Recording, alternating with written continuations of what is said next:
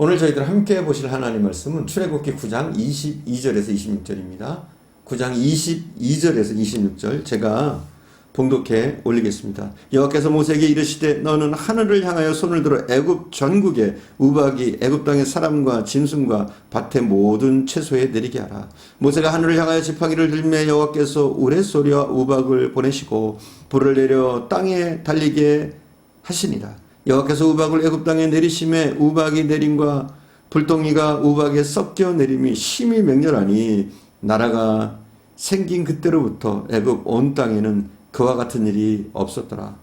우박이 애굽 온 땅에서 사람과 짐승을 막론하고 밭에 있는 모든 것을 쳤으며 우박이 또 밭의 모든 채소를 치고 들의 모든 나무를 꺾었으되 이스라엘 자손이 있는 그곳 고센 땅에는 우박이 없었더라. 여러분, 바로가 얼마나 강팍합니까? 얼마나 고집불통입니까?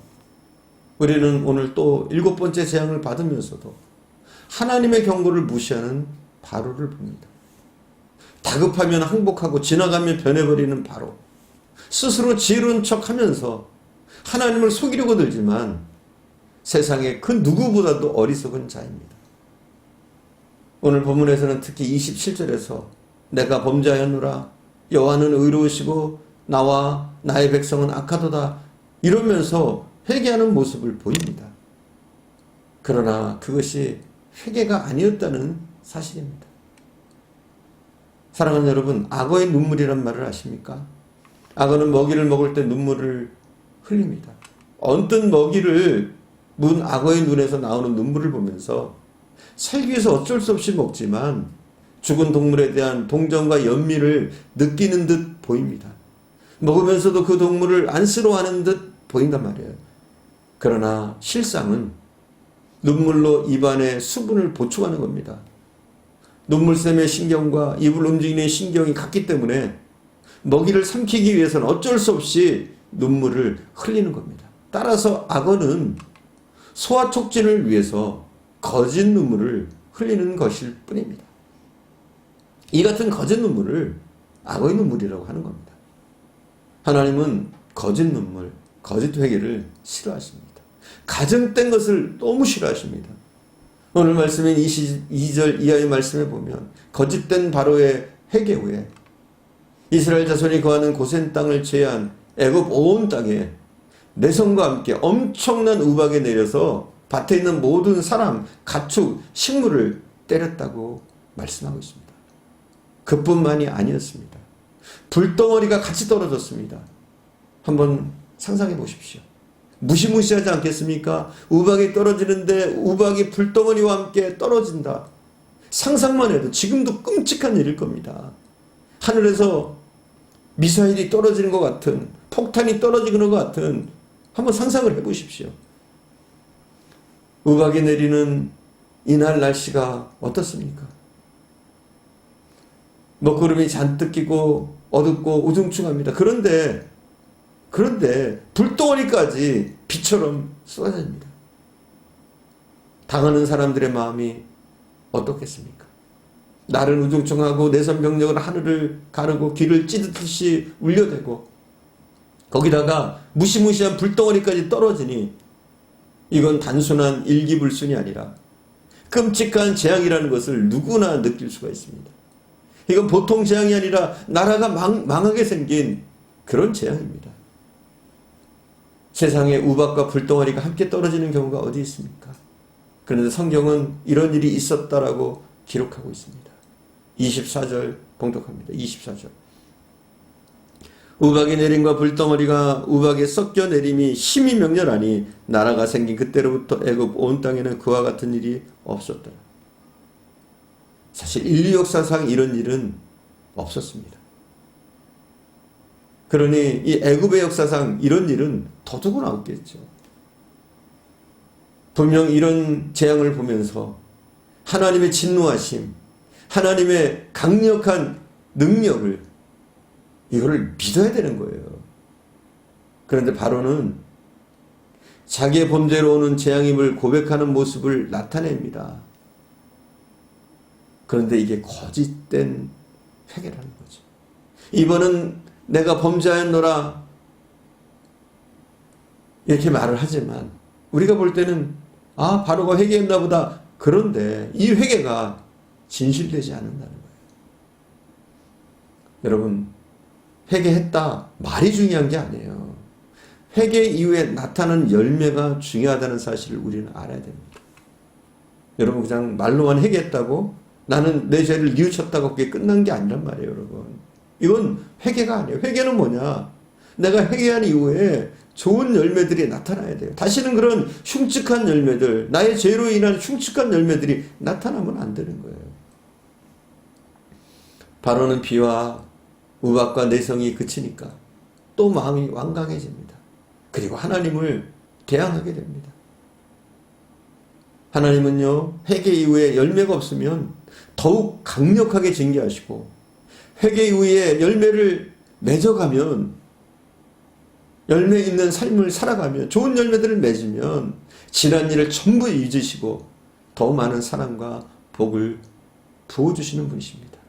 그러니 우리가 거짓된 악어의 눈물이 아니라, 거짓된 회개가 아니라 진실된 회개, 삶의 열매가 나타나는 진정한 회개를 해야 될 줄 믿습니다. 지도자는 책임감이 있어야 합니다. 그렇지 않아요? 국가에 있는 대통령이 국민을 책임져야 하고, 목회자는 양떼를 책임져야 하고, 가장은 가정을 책임져야 합니다. 한 집단의 지도자는 그 집단을 인도할 뿐만 아니라 생사를 좌우할 수도 있기 때문에 지도자가 하나님을 경외하는 사람인가 아닌가에 따라 그 집단의 운명이 천양지차, 즉 하늘과 땅의 차이가 나게 됩니다. 이전의 애굽의 형편과 본문에서의 애굽의 형편을 한번 비교해 보십시오.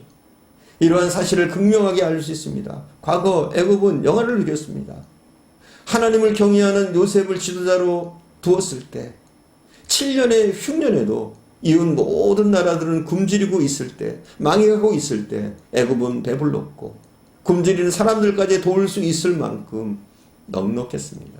오히려 흉년의 때에 남은 곡식을 팔아서 나라가 부강하게 됐습니다. 그런데 지금은 어떻습니까? 하나님을 경외하지 않는 바로를 지도자로 두고, 그런 바로가 있으니까 애굽은 그 완악한 지도자 한 사람 때문에 그의 신하들, 백성들, 심지어는 오늘 본문에 우리 가축들까지도 어려움을 계속 당하고 있습니다. 이미 애굽 전역이 6가지 재앙으로 초토화된 상황입니다. 큰 단위를 놓고 보아도 그렇고 가정을 놓고 보아도 똑같습니다.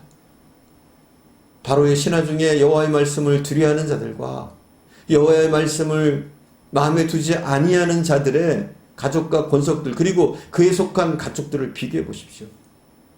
그 운명이 180도로 다르게 결정지어집니다. 생명과 죽음으로 영원히 갈라집니다. 그래서 한 국가의 지도자는 물론이고 작게는 여러분의 가정에서조차 가장의 결정이, 가장의 믿음이 참 중요한 겁니다. 여러분 중에 가장 되신 성도님들이 있는 줄 압니다. 그런 성도들은 하나님을 신실하게 경외하면서 하나님께서 나의 가정을 이끌어 주실 것을 간구하고 하나님께 맡겨야 됩니다. 직장에서 열심히 일하고 돈 벌어다 주는 것으로 가족에게 대한 모든 책임이 끝났다고 생각하면 안 됩니다. 가정에서는 온 가족을 하나님께로 인도하고 또 그들이 하나님 곁에 머물 수 있도록, 영생의 축복을 누릴 수 있도록, 이 땅에서도 천국을 누릴 수 있도록 해줘야 될 책임이 가정의 가장에게 있는 겁니다. 또한 혹 자기 가정의 가장이 아직 하나님을 모르고 있다면 여러분 가장을 위해서 기도하십시오. 가장이 하나님을 경외하게 될 때까지, 그가 하나님께로 나올 때까지 육신적으로야 가장이 집안에 따로 있지만 내가 영적인 가장이다 이렇게 생각하면서 가정을 책임지고 기도하면서 더욱더 하나님 앞에서 나올 수 있도록 우리는 힘써야 되는 줄 믿습니다.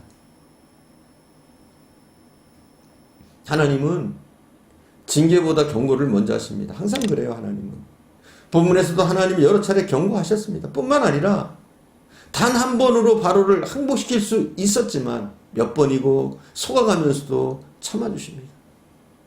하나님은 자비로우셔서 징계를 먼저 하지 않으시고 경고의 등불을 먼저 밝혀주시는 겁니다. 이 경고의 등불 앞에 머리 숙인 사람은 애굽 사람도 살아났지만 무시하고 하나님의 말씀을 듣지 않았던 사람들은 한 사람도 살아남지 못했습니다. 20절에서 21절 봉독합니다. 20절 21절.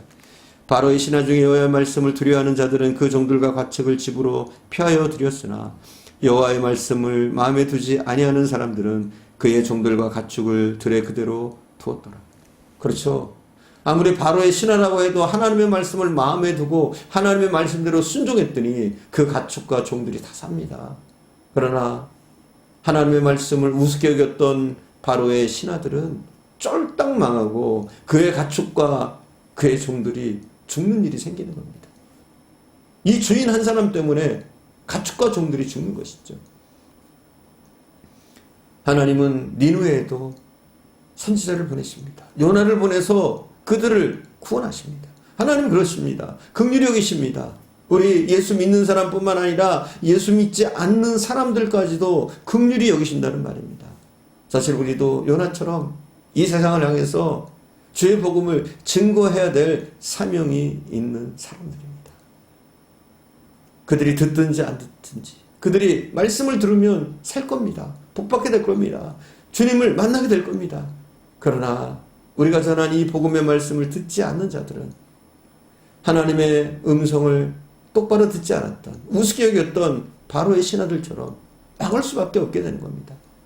사랑하는 여러분, 우리도 더욱더 하나님의 말씀에 순종하고요. 우리 믿는 사람들 더욱더 말씀 가운데 서야 될 줄 믿습니다. 똑같이 우리가 예수 믿는다고 해도요. 우리가 말씀에 순종하면 사는 거예요, 사실은.